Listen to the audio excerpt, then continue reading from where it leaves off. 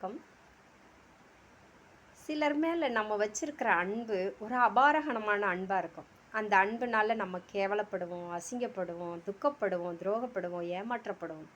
எத்தனை பட்டாலும் நம்மளுடைய அன்பு உண்மையானதுன்னா, அவங்க உள்ளத்துக்குள்ளார பர்மனெண்ட்டாக சேர போட்டு உக்காந்துருவோம். அப்படிதான். ஏதோ ஒரு புரிதல் இருக்கிறவங்க மட்டும்தான் இந்த பிரபஞ்சம் எல்லாமே கொடுத்துருக்கு. இந்த பிரபஞ்சத்துல இருந்து தான் நம்ம எடுக்கிறோம் இல்லையா? அப்போ ஏன் ஒருத்தர் மேலே மட்டும் அன்பு வருது? அந்த அன்பு காதல் ஆகுது, காதல் வாழ்க்கை ஆகுது, நட்பாகுது, உறவுகளாகுது. என்ன வேணாலும் ஒரு அடையாளம், அண்ணன் தங்கை உறவு, தாய் தகப்பன் உறவு, இப்படி நீ எந்த உறவுக்கு அடையாளம் சொல்கிறனாலும் அன்பு தாங்க மையப்புள்ளி. இந்த அன்புங்கிற ஒரு அச்சாணியை வச்சுக்கிட்டு சிலர் படுத்துறாங்க பாடு, ஐயோ சொல்லவே முடியல.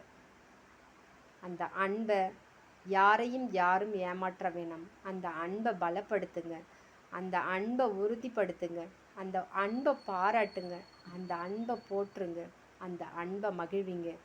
மகிழ்வித்து மகிழ் அப்படி